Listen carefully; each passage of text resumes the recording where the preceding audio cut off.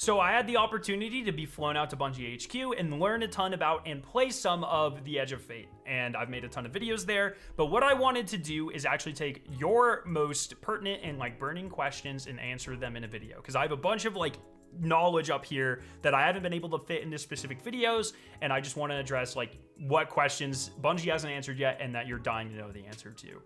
If you're interested and you're excited for Edge of Fate, make sure you subscribe, but let's go ahead and jump into it. So we're going to talk about Shadow Legends question first. How big is this DLC on a scale of Forsaken to Curse of Osiris? It's a hard thing to measure. Like if I just say like rank all of the DLCs in terms of like how big they are, that's a pretty difficult thing to do because some people consider different pieces of content to be more important than others, right? Like it's hard to get like just a number that dictates how big a DLC is. But what I will talk about are the things that I can talk about, that I can measure. So for instance, Kepler is probably one of the largest destinations. We didn't get to play on most of it, but it seems like it's like a centralized area that you go to with like all the vendors and stuff. And then there's 3 bigger sections, and then there's smaller sections off of those. In my head, even though I didn't go to like 60% of Kepler, it looked like it was probably about the size of like the Dreaming City. It's kind of hard to measure though, because Kepler is also very different. It's very claustrophobic. There are a lot of caves and caverns and chasms and that sort of thing. And it's very multi-layer. And then there are a lot of ways like kind of where it'll split and then come back together, but there are puzzles to unlock like the right path. So you have to go through the left path and do something and then unlock the right path, and a lot of multi-tiers and very labyrinth feeling. So it's hard to be like, oh, it's definitively this big or whatever, but it felt very big and very different. I think it's probably going to be a very divisive destination. Players like myself, and I imagine a lot of you are going to like it because it's full of puzzles, and there's going to be kind of a mastery or like a knowledge to like learning the destination, which I think is cool. It's not like, you know, the Cosmodrome where it's just wide open fields, you know? So a little bit confusing at first. I'm excited to dive in though. Also, I'm pretty sure Edge of Fate has one of the longest Destiny campaigns. We only got to play 3 or 4 missions, but the way that it's set up is super interesting, where you do like a mission or two, and then it splits into 3 subplots, and each of these subplots, I believe, has 3 smaller missions, and then each one has then, once you do the 3 smaller missions, a regular size mission, and then when you do all the 3 subplots, then it comes back together and you do like a mission or 2 at the end of the campaign. Like I said, some of those numbers subject to change, plus or minus 1, but I believe there's like 9 smaller missions, which are like 25-30 minutes long, like pretty, you know, shorter, kind of like adventures. And then there are like, I believe 5 or 6 normal size campaign missions, which Bungie says should take you around like 35 to 45 minutes. And so altogether, you have something like 14 or 15 total campaign missions of varying length. And it seemed pretty long, I'm not gonna lie. It's super interesting how they're doing it. I'm very interested to see like how it feels like day one running all the missions back to back. One other aspect that makes the DLC feel bigger are the new enemy types. So you have the new Fallen Corsairs, which have like the jetpacks. They go way higher up in the sky than any of the Dread do. And it feels really cool. Like, adds a whole different dynamic to the fights. You have the new Vex unit, the Vex Imps, which are interesting. It's like a blob. There's like one main unit and a bunch of floaty ones, and you have to kill all the floaty ones because they're like shielding the big guy. And then the House of Exile of the Fallen actually got a whole remake, like our do-over or upgrade, kind of like the Dire Taken in episode Revenant. So for instance, the Wretches, the Fallen with the spears, now they're strand spears. And also the strand bit like blocks a ton of damage, and it just makes it like you have to deal with the situations a lot differently. The captains now are stasis, but they also have like a stasis shield on the front of their guns that blocks a lot of crit damage. Like a lot of times you'll be going for the head and you'll just be hitting that shield. If you shoot the shield enough, it'll break. If you shoot the shield with a stasis weapon, I think it like explodes and freezes the captain. So that's like a cool dynamic. The slow shanks are a lot more present as well. So, you know, just small changes that make Kepler feel like way different than other places in Destiny, which I think is pretty cool. Other than that, there, you know, of course, no abilities, no new subclasses. You get kind of the destination abilities for Kepler, which are Matter Spark, the Arc one, Matter Morph, the Strand one, and the Transmutator, or translocation cannon, excuse me, which is the void one. And then there's also like another ability that's like understanding the alien text. I'm not really sure how much that affects gameplay. I don't really think it does. I think it just lets you open chests, as far as I saw. But there's also like no aspects or fragments. But there are sick new exotics, which we know nowadays we generally get armor exotics or new aspects. This time we got new armor exotics, and they are incredible. I have a video about that, which you can watch by clicking the I in the top corner of this video or the link in the pinned comment. But I feel like this will definitely, like, when their comparison is Rise of Iron or Shadowkeep, I think so, with a longer campaign. I'm not sure if we're getting any strikes, but we do get things like the solo ops and the portal system and that sort of thing. So there will be plenty of content. I'm just interested to see, like, for instance, we didn't get to see like a destination activity. So I'm not sure if there is one. I have no idea. There's a lot we still have to figure out. But in terms of campaign and destination, they're definitely on the larger side, in my opinion. So just based off of what I've seen. Now we're going to move on to this next question. I'm curious to know, will all of our elements have some type of new traversal mechanics tied to them, similar to how Arc and Void were shown in the reveal? Nope, as I just discussed, there are, as far as I'm aware, the Void, the Arc, and the Strand one. I don't know if they're saving like Solar and Stasis or a Prismatic one or whatever for something else, or if it's hidden behind the campaign or whatever. But as far as I'm aware, it's just those three main elemental abilities, and you can only use them on Kepler. In the interview that I did with Tyson Green and Allison Lure, though, they did say that, if, for instance, if we were ever to return to Kepler in a strike or something, it's not like outside of the realm of possibility that we would be able to use some of these abilities in the future. Also, these abilities get upgraded over the course of a campaign. So it's not like Matter Spark, the ball, arc ball thing. It's not just it. You upgrade it over the course of the campaign, and it can do some pretty cool stuff. Same thing with the other abilities as well. So, and they're all very good in combat scenarios, which is fun. So that's that question. Next, Mossy Max asks, science-wise, I want to know more about the power crunch and how power level will work. That's a very complex and complicated question. Practically, I want to know if I can shard 90% of my armor vaults, and if bounty prepping is still a thing. I don't know about bounty prepping. Sharding 90% of your armor vault is a harder question to answer on the time length that I want this video to be. Go watch my tier 5 armor video to make those decisions for yourself. Power crunch, super interesting question. They wanted to kind of soft reset or like normalize or standardize the power. So if there was like a newer returning player, they weren't as intimidated by it. So how it works is everyone at the beginning of this new DLC is going to be dropped all the way down to power 10. And then over the course of the campaign, you are bringing yourself up to the new kind of like floor, power floor of 200. So every season, you'll be reset to 200 power, or that's the current plan at least. Then the like seasonal grind for weapons and triumphs and story and that sort of stuff doesn't seem to be changing that much. As far as we can tell, we didn't get to really interact with much of that though.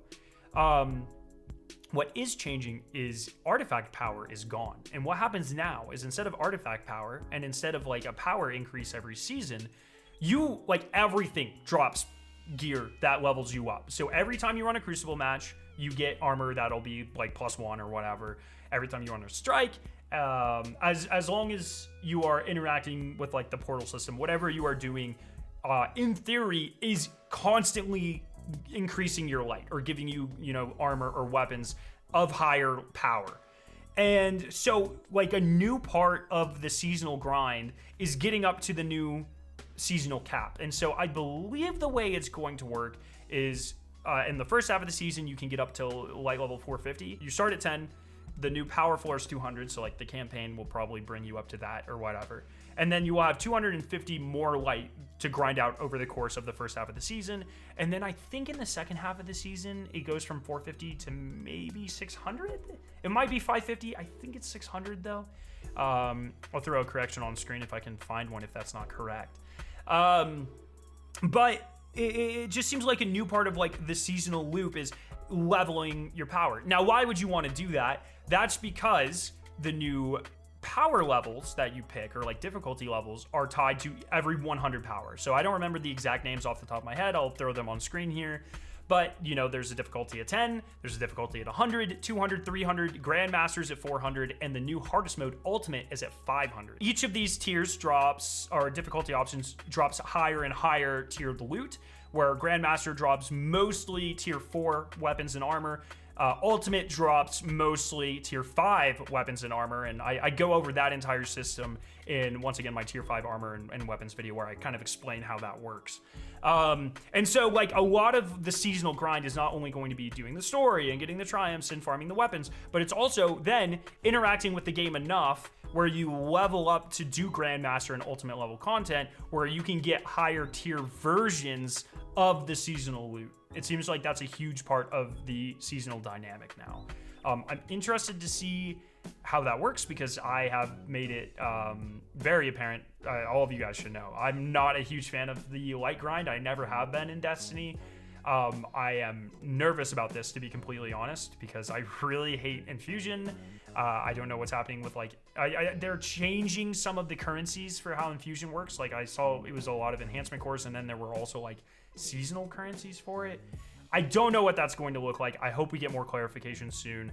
I'm kind of worried, but also it's interesting to have like have the power pursuit actually matter, which is not something that has happened in Destiny in like 7 years. So nervous, but open to see what that ends up feeling like. We'll see. The next question is from Shest, old friend of mine. What's up? I think the most pressing for me would be armor, how it changes and what happens with the old one. So this is something that Bungie said they're going to clarify. The old armor stats on your armor, my understanding, are going to turn into the new armor stats. And other than that, nothing's really going to happen. You can still use them. The new armor is going to have higher stat splits at higher tiers, as I discussed in the video I talked about previously. So like tier 4 and 5 armor are going to have more stats than your current armor. They're also going to have armor set bonuses, stuff like that. So you can still use your old armor. You can still infuse your old armor. It still works just fine. Jinx asks, I need to know what the new exotic armors do. I need a Beyblade or Gunpowder Gamble Hunter exotic. Go check out that video, link down below. And we did get a Beyblade Hunter exotic, and it is sick. So I'm a big fan of all 3 armor exotics. Definitely go check out that video. Crimson asks, how do class item stats work now, specifically exotic class items? So all class items are getting the new stats. You'll have to farm them out. No longer are class items a free slot. The exotic class items, you will not have to farm them in terms of stats. What they did, as I mentioned in the armor video, every piece of armor can roll with like different archetypes now. So some archetypes will give you like melee stat and super stat. As there's always like a primary, a secondary, and then a random stat. The way exotic class items work is the primary and secondary stats are determined based off of what perks you have on the class item. So if I have a class item that's like Capri's Horn and Dranger's Lash, it's going to give you primarily class ability, I believe. If I have a class item with like Star Eaters on them, it's gonna have a ton of super stat, for instance. So it's a very awesome way to handle this new exotic system. It means if you have a ton of exotic class items that you like, you will not have to regrind. You'll automatically have the stats that are most pertinent and useful for that exotic class item. And I'm interested to see community feedback on that one, because that seems like actually a pretty good way of handling it. Next, we have Kirby's Cheeks. Does the narrative feel like it grabs your attention? Yes. I think, like, so we jumped around all over the campaign. We played the first story mission, and that's the only one I can really talk about from a narrative standpoint. The 9 are involved. Pretty cool. Kepler, pretty mysterious. And Lodi is probably my favorite Destiny NPC. That guy comes in, and he's awesome. Like, I was kind of apprehensive based off of his reveal. And he just looks different. Like, I swear he has more polygons in his face or a higher animation or something. It's crazy. But it's very refreshing because he's kind of like Osiris. He like knows what's going on, but he's not dumb like Osiris is sometimes, like in Lightfall, and he's not a dick sometimes like Osiris can be. He's just a dude, you know? And he's just vibing, and he's pretty cool. So there are interesting aspects of the story, but I don't. And you kind of deal with, like, for instance, there are Vex that are named Coral Vex. So that insinuates that there are some storylines coming that I didn't think would ever return. So there are interesting chunks here, but we really only got to play like a small section of the campaign. So to be determined how much the story actually grabs me. Caden asked a bunch of questions that I've kind of already answered in different videos and in this video. But one question that he asked that I was really interested in, is the new UI actually good? I've complained on end about how poor Destiny's user interface is. So the part of this, like the primary thing that is changing is the portal system. And I gave a ton of feedback here because essentially what is happening is the director that we know will stay in game. But my understanding is they are done updating it. So Kepler is not going on the director. Wherever we go in Renegades is not going on the director. And every person that was there, every content creator that was there when I asked that question and we got that answer, was highly disappointed, and we all strongly urged them to reconsider that. Maybe that's like an old Destiny thing, like, oh, back in my day, you had to know where to go on the director. But the director, I think, has so much soul, and it's just such a big part of, like, it just feels like Destiny. I really like the portal system and what they're trying to do. I think the UI is super boring, and it's what they're going for, obviously. It's very Fortnite, coded, where it's just a bunch of squares, but it's just boring. Let's just do a comparison. Look at the current Vanguard Ops screen. Now compare it to the portal screen. At least for me, it just feels like the portal lacks so much soul. And so I'm genuinely worried about that. I think the UI is very easy to navigate, even with like all of the different buffs and stuff that you can, like modifiers you can put on the different activities and stuff. But man, it is such a bummer if we are truly losing a lot of what like adds to the Destiny feel of going to places. Even like, I'm not saying everyone should be required to use the director, but in my opinion, I should be able to use the director, especially to get to like Kepler if I really want to. So that's my opinion. Let me know your thoughts down below. The next question just asks about PvP content. I did specifically ask this. There are new PvP modes, like in terms of like cutting edge, where you can only use the new stuff. We just got heavy metal. I think they plan on bringing that back. But like so far, and there's a new trial set. I think there's a couple new trials weapons potentially. Don't quote me on that. But like maps, they said not at this time, but it is something that they recognize there is a want for, and they're gonna, I believe, try to work that in on future timelines as well. But as far as I'm aware, I believe we were directly told no new Crucible maps in this DLC. Swirls asks, is the legendary campaign difficulty present? Yes, it is. There are also world tiers that you can use when you're just like exploring the patrol of Kepler. I'm not really sure what those do. Like, I think that's probably how you get like tier 5 Kepler weapons and armor, but I don't know for sure because I didn't really interact with that system at all. But the legendary campaign is there and it feels pretty good. And then the last one I have here, Quantum Riot. What of episodes is staying? Based on the live stream, I know the Battleground survived, but I'm curious if the Last City survived or was Vesper's host quest changed. I have no idea. It does seem like that they are much more insistent on keeping stuff in the game or only taking it away like in a rotation and bringing it back. So for instance, I believe I'm allowed to say this, hopefully I don't have to edit this out. Savathun's Spire is in the portal. So one of like, there's a fire team ops section where you run like strikes and battlegrounds. One of those things is Savathun's Spire, which is sick. I love that activity, and they're bringing it back. They seemed to think like their mentality was, I don't know if it's going to be like at the mid-season point they rotate things in and out, but at least every season it seems like they're going to take some of the activities out, they're going to put some activities in. So for instance, we know Coil is going to be coming back at some point. I would be shocked if the Nether, and this is speculation, but I'd be shocked if the Nether doesn't come back. as well. I bet almost every one of the battlegrounds is going to be present in the fire team ops section as well. So it seems like a lot of the motivation beyond the portal system was to make a better rotation of like DCV'd content, so nothing disappears forever anymore. And they're going to rotate things in and out to keep that system feeling fresh and make sure that we can still access these activities that we have grown to love. So if Savathûn Spire is coming back and Coil's coming back, you know, I think there's hope for things like deep dives.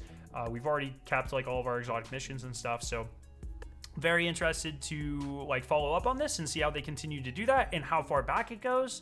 But, oh, and hunts are back too, I believe. I don't know if they're in fire team ops or solo ops. I imagine they're in solo ops, but I don't remember 100%. But those are back too. So all sorts of stuff being rotated in and out of the portal system, and I think that is a good use of that system.